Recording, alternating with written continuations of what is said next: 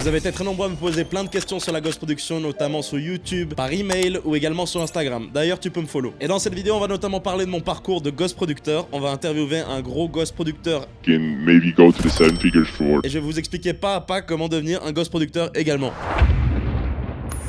Je parle de tout ça, mais des gens ne savent pas forcément qu'est-ce que c'est la Ghost Production. C'est tout simplement le fait de produire pour quelqu'un d'autre, et ce quelqu'un d'autre va le sortir comme si c'était lui-même qui avait créé le son en question. C'est un petit peu comme du dropshipping, quelqu'un va vendre un produit qu'il a acheté à son nom. En général, il y a deux types de personnes qui font appel à un Ghost Producteur. Le cas numéro 1, c'est tout simplement l'artiste qui est déjà bien établi, qui est en tournée, qui fait beaucoup de promos, de marketing, etc. Il n'a pas forcément le temps d'aller en studio et de pouvoir produire des tracks un petit peu tout le temps, donc il fait appel à un Ghost Producteur pour pouvoir sortir des musiques régulièrement et être toujours dans le top du game. Le deuxième cas, c'est tout simplement quelqu'un qui a envie de devenir le nouveau David Guetta ou le nouveau Michel Sardou ou je ne sais pas qui, mais qui n'a pas envie d'apprendre la production ou la musique en général et qui va faire appel à un Ghost Producteur pour pouvoir avoir un catalogue de musique à sortir régulièrement, et après cette personne fera son plan marketing ou je ne sais quoi pour devenir le maître du monde et dominer l'industrie de la musique internationale. Incroyable. Il faut que je ferme ma gueule, oui. Pour moi, tout a commencé sur Soundbetter. Soundbetter, c'est quoi? C'est un site un petit peu comme Fiverr où tu peux mettre tes services de production en ligne, tu peux faire de la production, du mixing, du mastering, etc. Et j'ai commencé là-dessus à mettre mes premiers services de production. D'ailleurs, ça a pas toujours été très glorieux. Au début, forcément, je devais mettre des prix assez bas parce que j'étais pas trop établi dans le game, quoi. Donc c'est normal. Et je recevais des demandes un petit peu bizarres des fois. Bonjour Linky, je t'écris car j'ai besoin d'une musique abstraite qui reflète le chaos et l'énergie de mon projet. J'imagine quelque chose de rythmique, avec des sons dystopiques, tout en gardant une texture envoûtante. J'ai besoin de la musique mixée et masterisée dans 2 heures. Merci. Ok.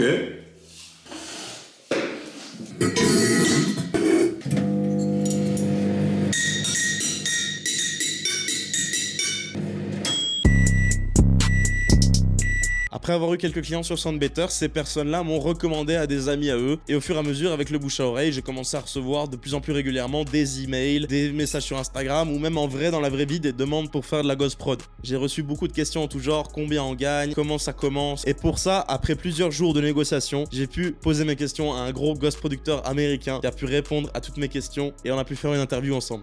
Like, how do you become like a ghost producer, you know?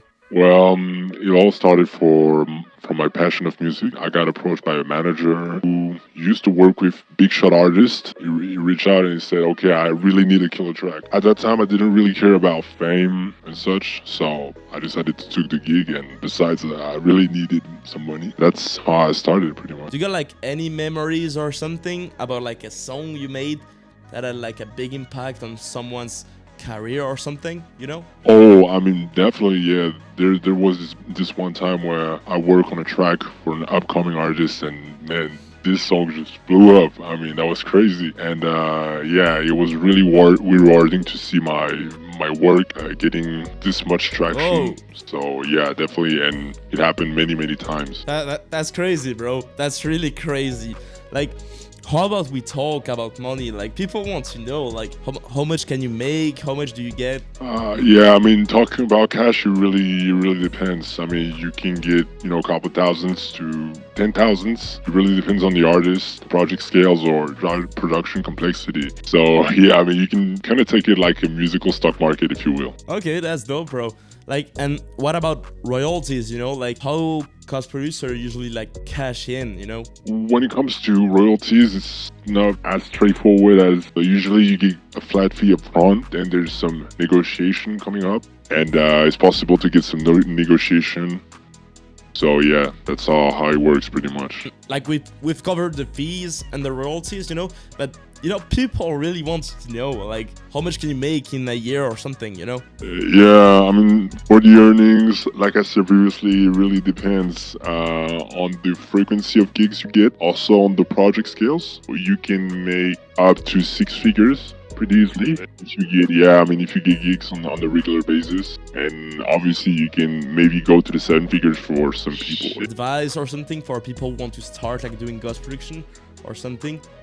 I mean, to be transparent, it really depends on your negotiation. You really don't have to be afraid to talk openly about what you want. I believe building strong relationship is also the secret. I mean, the more people you know, obviously, the more gigs you're gonna get. Always need to stay passionate about the music, about the next trend.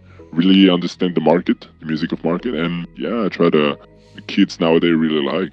Comme on a pu le voir, la ghost prod c'est quelque chose qui peut être très lucratif. Alors maintenant je vais vous donner le chemin direct pour pouvoir accéder à la ghost prod si vous êtes déjà un producteur normal et que vous souhaitez vous faire un petit peu d'argent à côté, ou si c'est une vocation, ou peu importe. Je vais vous expliquer comment je ferai aujourd'hui. Tout simplement pour débuter, je ferai comme j'ai commencé en fait il y a 4 ans en arrière. J'irai tout simplement sur un site comme Soundbetter ou bien Fiverr et j'irai proposer mes services de ghost production, de mixing ou mastering. Avant ça évidemment il faut s'assurer d'être au niveau, hein. Si ça fait 3 semaines que vous avez commencé à faire de la musique, attendez peut-être un petit peu, mais alors un tout petit peu, genre 5-6 ans tu vois. En vrai je plaisante pas tant que ça, mais il faut vraiment être bon pour avoir des clients et que ce soit intéressant. Après avoir eu ses premiers clients sur Soundbetter, Fiverr ou peu importe, demandez-leur s'ils ont été satisfaits et demandez-leur également s'ils peuvent vous recommander à d'autres amis à eux dans l'industrie de la musique, et vous verrez que ça va commencer à tomber tout seul. Vous pouvez également écrire sur Instagram à d'autres artistes en demandant s'ils ont besoin de musique. Vous n'êtes pas obligé de faire de la ghost prod, vous pouvez faire de la production tout simplement. Vous pouvez écrire à n'importe qui juste pour demander s'ils ont besoin de services de production, que ce soit des youtubeurs, des influenceurs ou peu importe. C'est toujours bon à prendre, ça vous fait de l'expérience et un bon portfolio. Je vous encourage également à aller à un maximum d'événements